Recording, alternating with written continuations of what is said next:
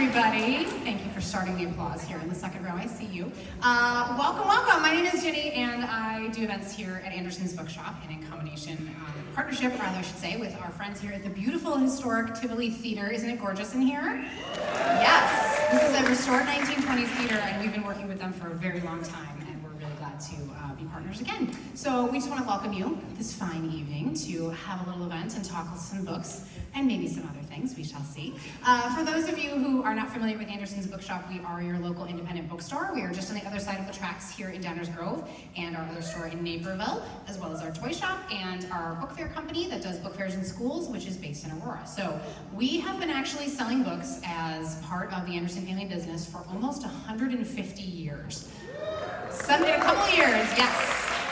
We're going to cross that mark, and then I don't know what I'm going to say in my little spiel here, but I guess I'll say over 150. But we've been run and owned by the Anderson family for going on 6 generations. So to end of us, that's what independent business means. We've been part of the community. We live here, we work here, we pay taxes, and when you purchase a book from us, it matters. It means a lot. My immediate colleagues and I sit in the basement in the Naperville store, and when ticket sales happen and people get excited about things and tell us about it, we all cheer, and it makes our hearts happy because books matter to us. So your presence here does mean a lot, and it is important when you choose to purchase from us. You are giving back to the community in a way that is unique to independent business. It supports the police, the fire, the schools, the local nonprofits and charities that we've supported since day one, and it means we get to continue to bring you fun things like this. So events are one of the things that we are known for and keeps me employed. So we do several hundred a year, and they run the gamut, all ages, all interests, all different formats, so please follow us online because our marketing manager is here and she will yell at me if I don't say. Follow us on social media and visit our website to find your next event. We have a ton of things going on. This fall is one of the busiest we've had in quite some time. Next week, Cassandra Clare will be with us if you're fans of the Mortal Instruments books and TV show. She has a new adult series. And then next Friday, Bob Odenkirk joins us. He's a Naperville native, so he's coming back to town for our kids' book with funny poems. So please join us for that. Then next month we have Christopher Paolini and Matt Tavares and Jean Lewin Yang and all the other people, Rebecca Yaros, but that's sold out, so don't ask me about that. But so many things going on. There is something for everyone, so please do come back and see us again. I don't know why I put this away when I want to read the official bio here for our friends. Tonight we are so excited for this event. I know you all are too. Yes, a tiny event. We are going to talk books for my friends that are readers. We'll see where the rest of the conversation takes us for those of us who are excited spices in the audience. But first I want to introduce you to a very good friend of the store who is our moderator tonight. Betsy Bird is a librarian with the Evanston Public Library, previously with the New York Public Library. Yes, we love our librarians. She runs school library journal site, A Fuse #8 in production and reviews for Kirkus. She is the author of 5 books for kids and 2 for adults about children's literature, so she is very much an expert. You can hear her on her podcast, Fuse 8 and Kate, where she and her sister debate what picture books deserve to be considered classics. So please welcome Betsy Bird.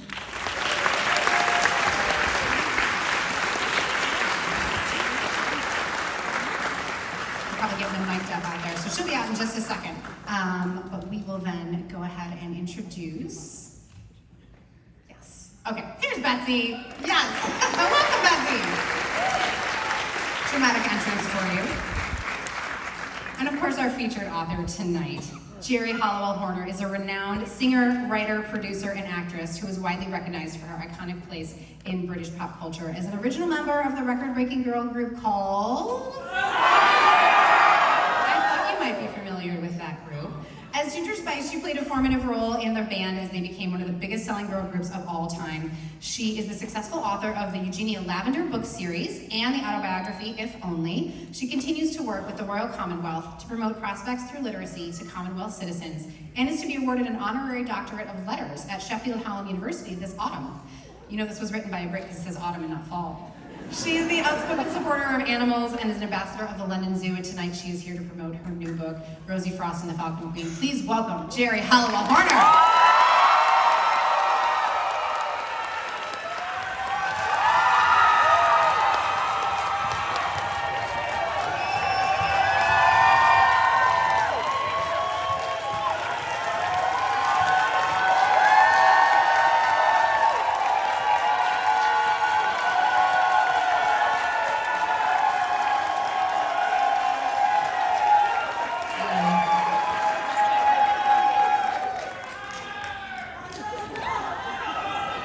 I think they like you. Well, Maybe. it's Sort so of a hint. nice. Sort of Lovely a hint. to see you all. Thank you so much. And thank you for visiting us. It's so nice to see you in person. It's such a warm welcome.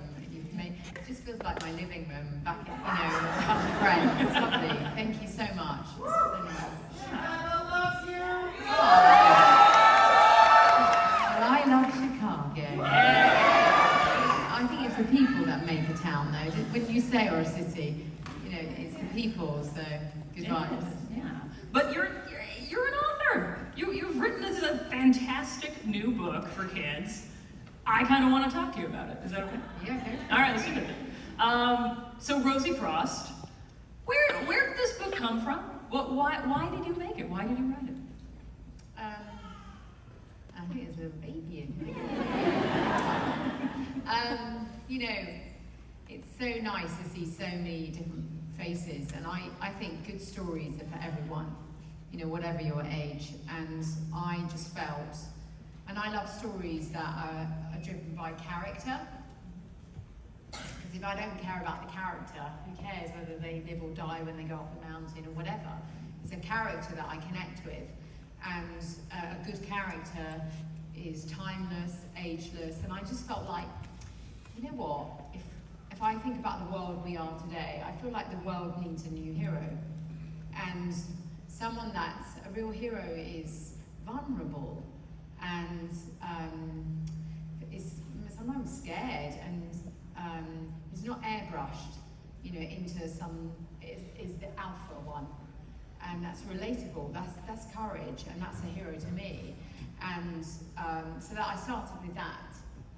And I'm a curious person, and I'm, of all different things, whether it's history, conservation, science, the world we live in, and that started to inspire me as well. And about relationships. And so I started, now the time it's got here is 9 years ago. But I embarked on, she came to me, actually, for any real bookies out there, what happened was that I've written this Eugenia Lavender, that was many years ago, and that's from much younger. And I thought, I really want to go older, and then I found an agent, and it was Christopher Little, and he discovered Harry Potter, so you know who that is. And he said to me, and so he said, yeah, I'll be your agent. And I said, oh, should I just age Eugenia up? And he said, no, start again. So I was like, okay. So I just started again, and unfortunately he's passed away now. That's how long this book has taken. And so I just felt, I just never let her go. She just grew and grew, all the world and the friends in it. And although one might call it, define it into a certain age group, I actually, plan for her to be for everyone. Adults can read her, whether you're 9 or 90, it doesn't matter. It's for you, anyone with a heartbeat. Yeah. And have you always been a writer? Like, were you writing as a kid?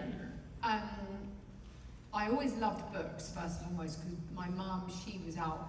We didn't have a lot of money when we were growing up, and so, if other people went on holiday, or you say vacation, I'd go to the library and get a book out and just sit under the tree, and I'd get transported to different lands or different countries through a book.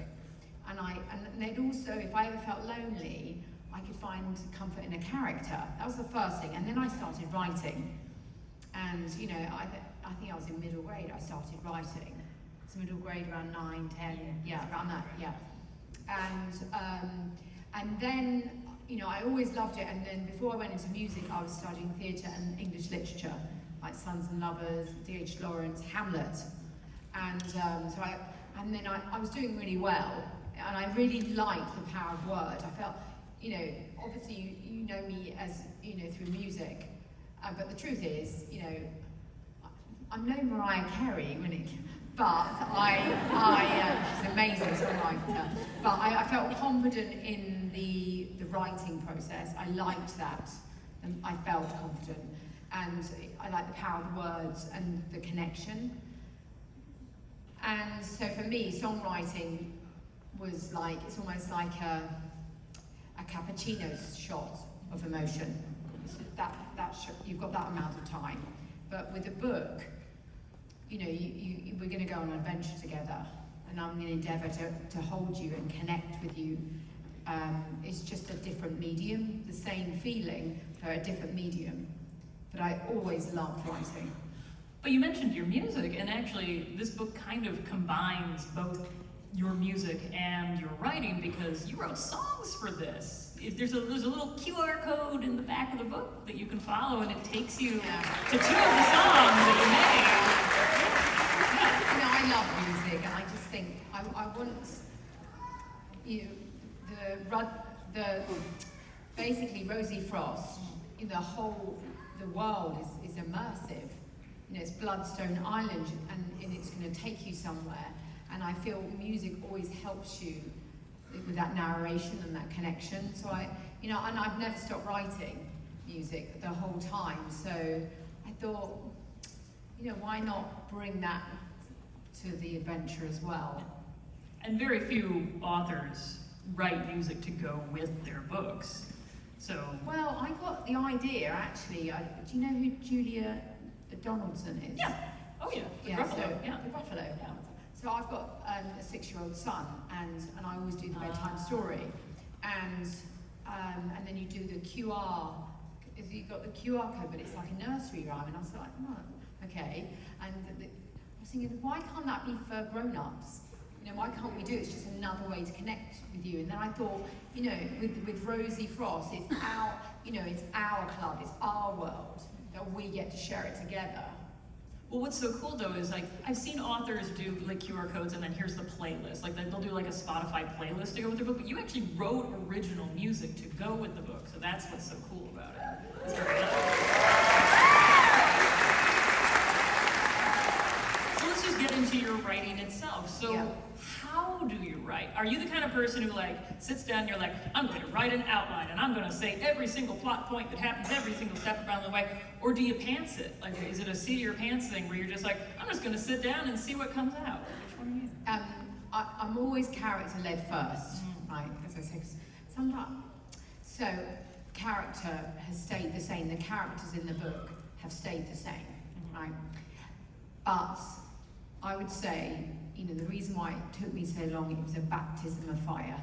I've written obviously short stories before, but to do a big novel, oh my God, the discipline of it. Yeah.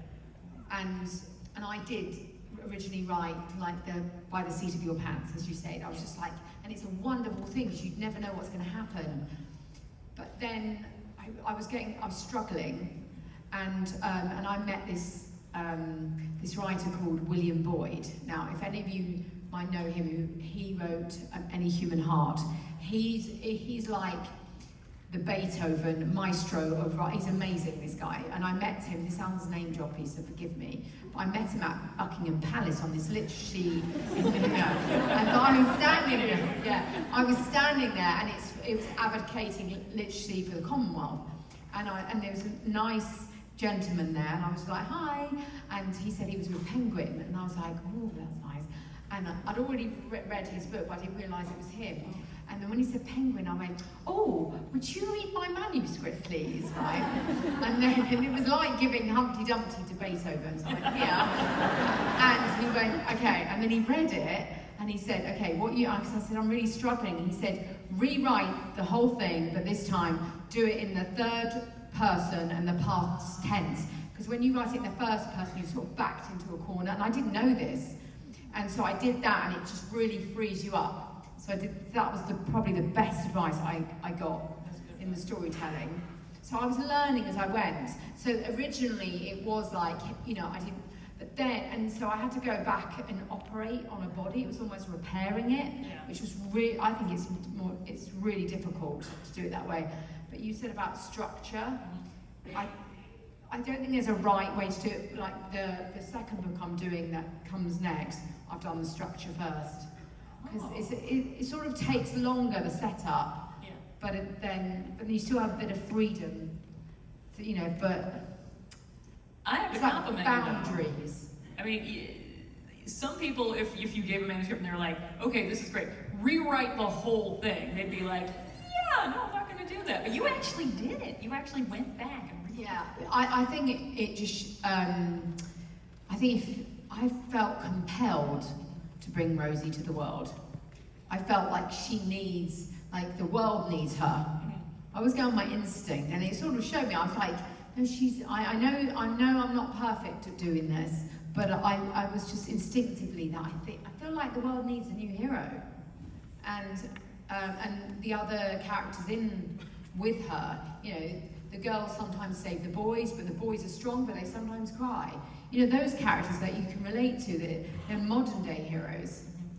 Well, they're modern day heroes, but you also have historical figures in the book, and some that are kind of famous these days, particularly when we think of Six the musical. So, how did that work, putting in actual historical figures in your realistic, well, fantasy?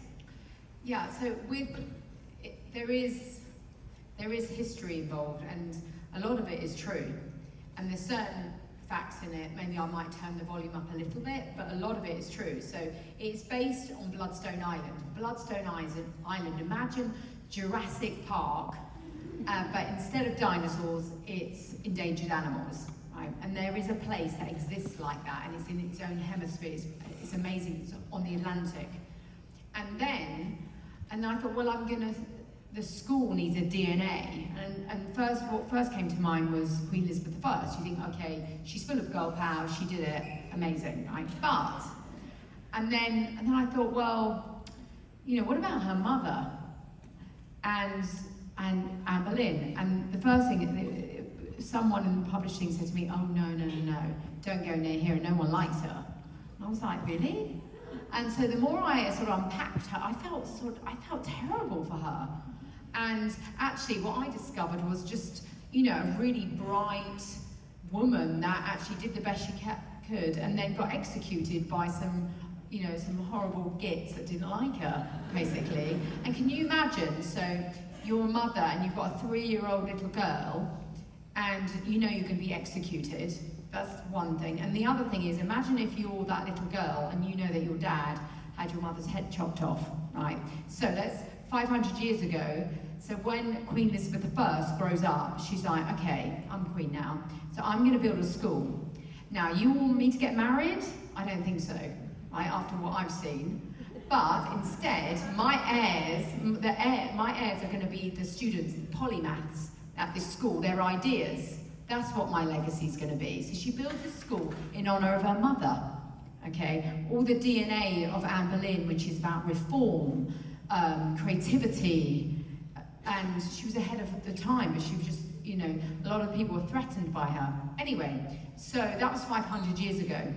Cut to 500 years later, RosieFrost gets sent there, and she doesn't know why. She's orphaned, and she's sent to this school full of really smart kids, and the DNA of the school has got all that heritage.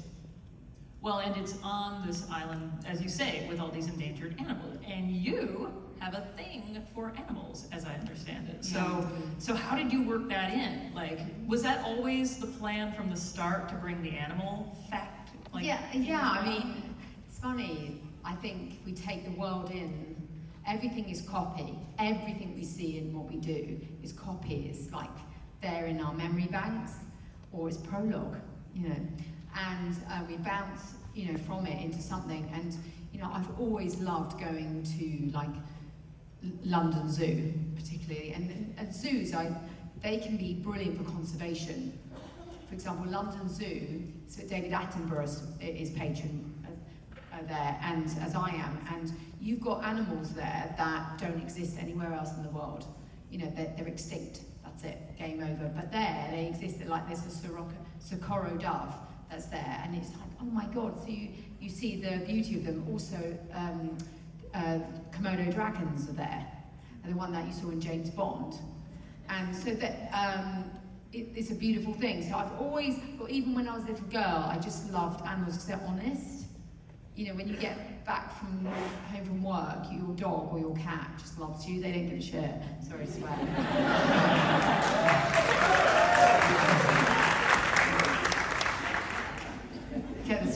books out, sorry. They're all terribly offended. Yeah. I actually did have one with my 6-year-old daughter. The only time I said, look, if mummy swears, I was away, I said, I'll give you $1. Right, and I was tired a lot. You know, it's a lazy adjective, isn't it?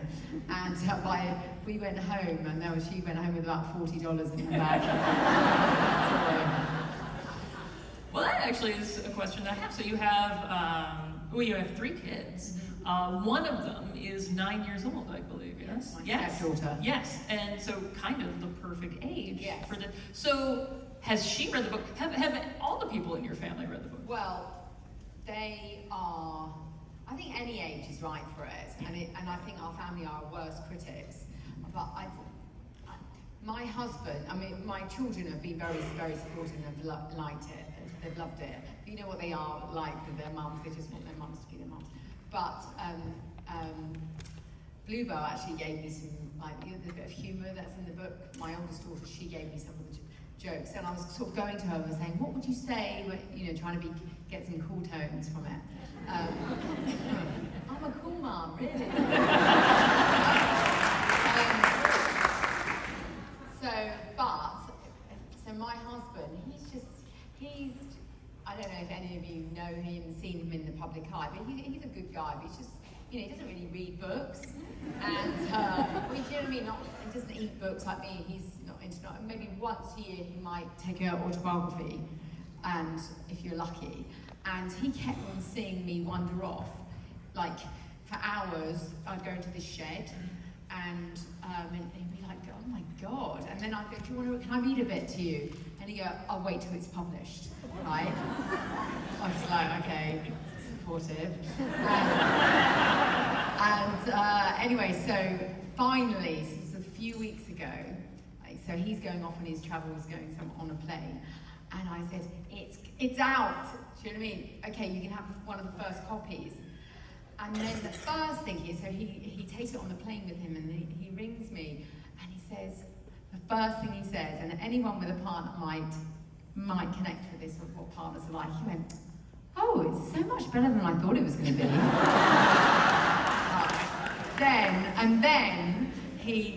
then like a couple of days later he went, do you know what, I finished it, I couldn't put it down. He said, I just wanted to know what happened next. And I was like, my work is done.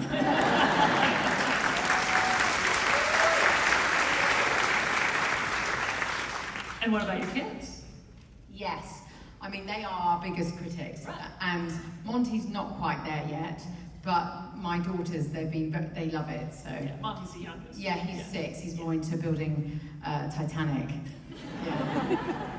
Yeah, he likes reading Lego instructions. So, and then your eldest read it, I know, right? Yeah, yes. So that's good. Now, when you're creating the characters for the book, do you base them on real people, or do they come entirely out of your head? I do sort of take bits of people. It's like being a chef, and you sort of like, I take that person with that person, and then cook them up together. Like one of my daughter's friends, she has a Muslim background, but she loves wrestling.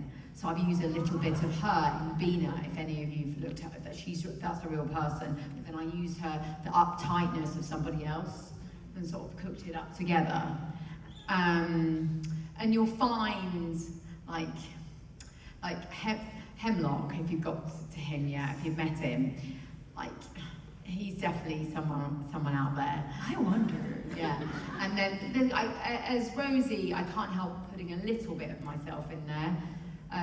But sometimes you write things in stories, and after I've done it, I've gone, oh my God, I've put myself into that bit. The opening chapter, which I wrote last, the editor said to me, we need to go back before we get to the island and to place her what her life was like before. And so I wrote that scene of her in the school, and then after, it was like, I sort of handed it in back to her, and then after I'd done it, I went, oh my God, I've just written what happened to me when my father died. Which, I just sort of used it a little bit. It's not quite the same, but I've used it, that pain of because that's another thing that's embedded in the story. For those know what it's about, it is a fast-paced adventure, but just a little bit of it, and this I think is a modern-day hero, is you feel her pain. You know how millennials, they love sharing about what's going on? It's a bit of that, and so, she is grieving and she's angry, and she puts it she does these letters to her mother, sort of like a diary. So I used a little bit of that, because I thought, actually, if anyone's experienced grief, it's a really, I think in Western society more than the East, I've noticed we're all a little bit awkward about it, and we don't want to embarrass anybody, I think, about our feelings. So I thought, actually, can we just subtly put it in there? Yeah. And so I am going to ask questions that the audience gave to me. But before I do, just one last question. So you alluded a little earlier to a sequel. Is there a sequel in the works? Yeah, my ambition is for it to be a trilogy. Oh, yeah. How to make God laugh is telling me your plans. But, so, I have written number 2. I've done the first, and I thought better, crack on with this one. So, I have just finished the first set. I've handed it back, and I've just got some notes. So, nice. Yeah. Oh, very good. Yeah. All right. Well, I had other questions, but other people are asking them as well. Good. So these are 2 questions. I chose this one because you can see they were very careful how they wrote it. It's just a lot of cross-outs here. And it actually relates to this one too, so I'm going to put these 2 together. Okay, the first one says, Geri, I'm a high school English teacher. Yeah. What book from your youth changed you the most? That's from Jeff from Atlanta. And then someone else asked, who was your favorite author as a kid? So I'm going to put those 2 together. Okay. So, yeah. His name's Jeff. Jeff from Atlanta. Jeff. Is he here? Oh, hi, Jeff. Hi. Hi. Do you know what? The name Jeff. Okay. That was going to be. When I was pregnant, we used to call the baby Jeff. In my mouth, sorry. But anyway, Jeff, and it's the name of my agent as well. Anyway, so good name. Okay, Jeff. Well done, Jeff. Yeah, and also my mother, she used to say to me, she's Spanish, she'd say, why don't you be a teacher? Get a proper job. She'd like Jeff. So, what was my favourite? Favorite book from your youth and your favorite author? There's all sorts of books that have influenced me, I would say, and there's certain ones they leave sort of an impression on your heart, and I would say that's timeless. And that would be The Lion, the Witch and the Wardrobe. When you just go through the wardrobe and you're transported to Narnia. I love that. And I always like this sort of combat of good and evil. The challenging within yourself, Edmund and... Oh, yeah. Because there's an Edmund in all of us that just wants to, just wants to eat, what was it? Turkish delight. Turkish delight. That symbol, I just think Terrible. yeah, but it's not about the Turkish. Everyone's got a Turkish delight, whatever it is. It's quite interesting. That stayed with me. Enid Blyton, which is very, very English, the naughtiest little girl in school, and she had a trunk. I was really little, but then when I was older, I'd read Jackie Collins. So it's a bit rude. That's awesome. Yeah. There we go. But one thing that I would say is I try never to underestimate how smart kids are. They're so much, like my daughter, when she was about 10, she read my favourite book, is The Book Thief. Oh, yeah. Yeah, I think that's an Marcus amazing. Sisson. Yeah, it's amazing. That's probably my favourite book. Oh, Yeah, that's I great. agree. I have his editor. All right. Next question for you. And Enid Blyton never took off in America. I don't know why, but all very popular, but not popular in America. All right, this one is, you've said you're a history buff. Any particular events provide inspiration for your work? That's from Alicia. Well, I think if anybody looks at the Tudors, it's so dramatic and inflammatory in so many ways. You're like, really? Did that really happen?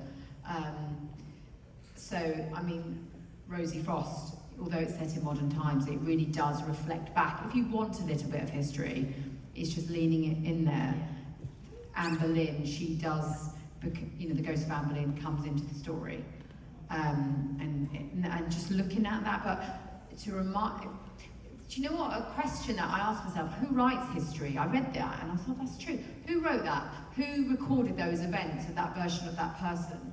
I thought that's a really interesting question to ask.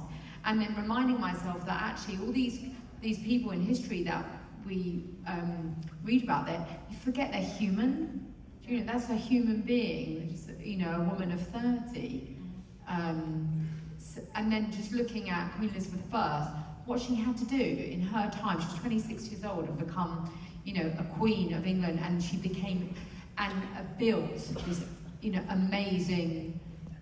She was such a strong queen and so respected and revered of her time. You just think, wow, that's inspiring. But what happened was, which we might find interesting, so when Anne Boleyn, she knew she was going to die, she left her daughter a rule book with 4 rules in it.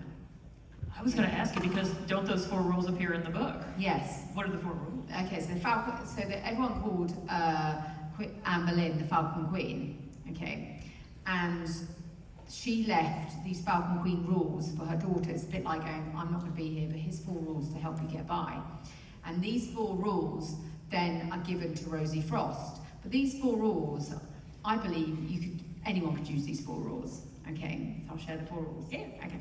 So the first rule is have courage. Taketh the chance you fear the most. And that's, you know, I'm always a little bit, always be all right, just go for it anyway. Number 2 is united we stand, divided we fall. So, you know, when I'm up against something, whether I feel, you know, bullied or, you know, I've got to go for something, it's not just resting on my power, it's, you know, together we do it. And then the third rule is never give up. Be the light, serve your kingdom, you'll win your fight. So it's kind of saying, actually, when I'm here, and sometimes I think, oh God, you know, maybe I'm a bit tired or I'm a bit scared. But if I know that I'm being of service, be the light, serve you, then it becomes, it's like a superpower. Because then that way, you might think something of me that I don't like, but actually it's not about me. And then suddenly you become a bit more forthright in your direction. It's really helpful. And then the 4th rule is probably one that we can all do with, which is to thine own self be true. That's Shakespeare. If you liketh not these rules, make up your own. And I think that's quite useful, just be in your own lane. There's no right way to do it. And I think in the world that we live in, where, you know, we can't change whether that person likes us, what the weather's going to be, whether we get the job, or blah, blah, blah. But if I can have self-confidence, if I can have good self-worth, that's such a good ammunition, or it's fortifying. And I think those 4 rules help you do that. That's awesome. Thank you.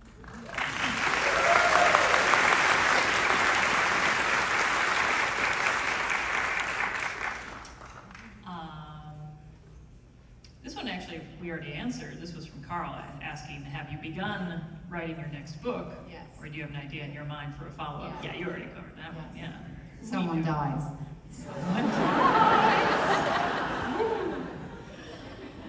Would you want your book to be a movie adaptation? And if so, who would play Rosie? That's from Bible. Yes. Yes. And then I see the person that plays Rosie would be probably a person that was not famous. An unknown. Unknown. I think that's, but I'd see like someone a bit like either, let me think, have you seen Stranger Things? Yes. Okay. So you know, I think her name is Max, Sadie. Oh, Max would be good. Yeah, but she's going to be a younger her. No, let's just get Max. Max. I think she's amazing. That's how I'd see her. Oh, yeah. Yeah. That's good cast. Or you go like, Yes, to find, and they don't have to be the loudest person in the room to be the strongest, And then you look back at Lindsay Lohan or Drew Barrymore when they were younger, and what I like about all of them, none of them are perfect. Yeah. Do you know what I mean? You feel like, yeah, I would want you on my team. Yeah, they were relatable. Relatable, Yeah. I think it's important. Oh, that's true. Yeah. I still think Max is such a good idea. Max, good, yeah? Max. Okay, this one comes from Scotty, who wrote Scotty Spice. Scotty. Yes, Scotty. Can you share what your inspiration is and anything about your creative writing process? I've it's changed, and as I've learned different things. One thing it was a comedian, Dawn French. She's really good. Yeah.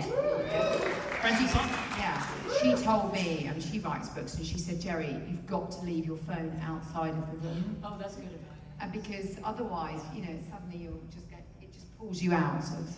It's just an absolute creative killer. So you have to turn off, any emails coming through, so you can just really focus. Then I read this book by Stephen King. On writing. Yes, and he said, and I sort of got to this later, but he said go in somewhere like there's no distraction in darkness, which is so you're completely immersive. That is quite interesting. Yeah. What else? I don't think that for me, I'm sort of learning as I go. But I don't have any set rules, but also set times. That discipline. Yeah. I don't think many people know that Stephen King did one of the best writing books of all It's time. really good. It's really good. Yeah. In there, he says, "Kill your darlings." So cool. I don't think he's ever done that. Yeah. All right, Geri, will you ever gift us with another autobiography? Asks Corey from Canada. No, Corey.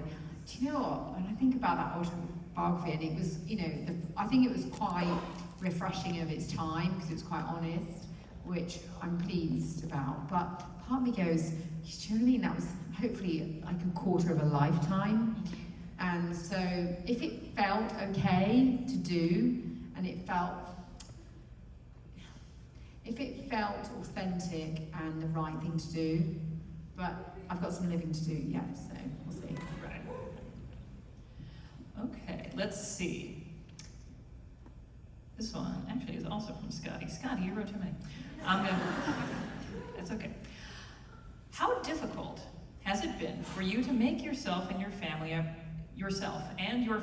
a priority over your career, and what advice do you have to women trying to balance it all like you have? What advice would you give women? Yeah, I mean, it's, for anyone, I think these days there's so many, I think whether it's men, women, anybody, that we're all trying to find that balance, and, I think we're all learning. And I felt it definitely when, in my 30s, thinking, when I had my first child, and I thought, actually, I want to be present, but then equally, I want to be a creative person, So, a present mother, creative, how can I balance that? And so, I was doing and I still do it. What I like about writing is that you can do it anywhere. So that was brilliant. So as soon as I'd done the school run, I'd run back to the desk. And so that was helpful. And then if I went away now with my husband, I can take my laptop and just ignore everyone, and then I do it then. So it's quite useful. I think that it really suits my life for that reason. But it's not. I think everyone struggles with juggles, whatever job you are, because it's nice to be able to go to work and share that example, but then you want to be present for your children. So, yeah. What character from RosieFrost would you play in the movie version? Do you know what? I don't know. I have to think about it. You've never gotten that question? Well, I have. But I see. The part, I thought, oh yeah, I'd give myself that part. But now I'm thinking, oh, time's getting on a bit. You're too yeah. And so I want to do. I love playing the casting again. So, yeah. Okay. There are some really good characters in there. Do you know what I was writing? I love the bad. I don't like saying baddies because I don't think anybody is bad. I think in every bit of bad there's a bit of good. I think real people, you know, we're three-dimensional. But when you get to behave badly, like to a character, and you're not going to get in trouble, it's quite good fun. Yeah. Plus, it's just fun to hear the word baddies. Yeah. We love that. All right, I'm going to end with this one. And I think this is a good one to end with. This is from Sarah. And she asks, and this could apply to your writing. It could also apply to your life. Have you ever felt stuck? And how did you get past it? Yeah, I think we can all feel stuck. And I think that one of the worst things in life is indecision. You know, when you're just like, is it this, is it this? And sometimes I'm learning that, you know, because I'm quite impatient, I would say, to allow that feeling, just say, okay, I don't know the way, and just to be in that moment. And then sometimes, you know, we have to show up anyways, those 4 rules, you know, have courage, just show up anyway, even if it's wrong. You know, 2, lean on, you know, united we stand. Number 3, don't make it be of service, just it's not about you. And 4, just give it a go, make your own rules. Just sometimes we just have to show up. I don't think there's a right way to do it. It's giving yourself the grace of mistakes and just like allowing it to wherever you are in life, I think. That's wonderful. Well, Geri, thank you so much for joining us here today. It's been a pleasure. Thank you very much. Very nice to meet you.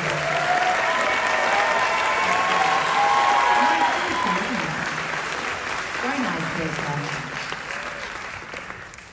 And again, I think we're going to get to the next part here. Yeah. Okay, thank you.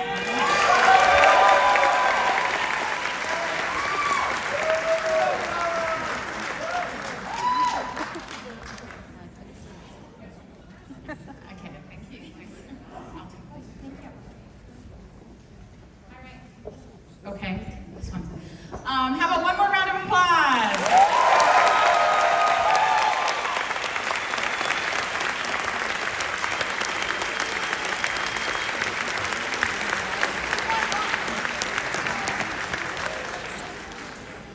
Okay, before we start the signing line, I have a couple of announcements.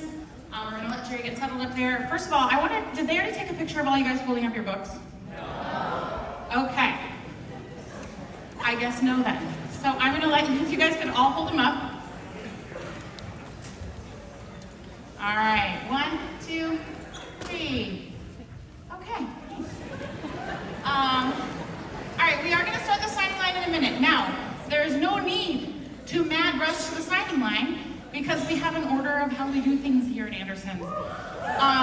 Tonight is going to be a little tiny bit different. I was just informed because at Geri's request, she asked if people with children under 12 could go first. So if you have, if you are a child under 12, you and your grown-ups can go ahead and head out right now and go into the lobby. They're going to line you up. We're going to have you. Hey, McKenna, is there a certain door you want them to go out? Oh, line up on that aisle? Okay, they're going to have you guys see McKenna. She's up there. She's wearing a red shirt just like mine. She's a copycat. And then we're going to have you guys line up all the way down this wall. And Geri is sitting at a table just on the other side of those doors.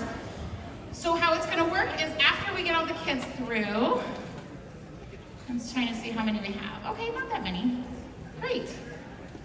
Okay, you're going to head back over to that back corner.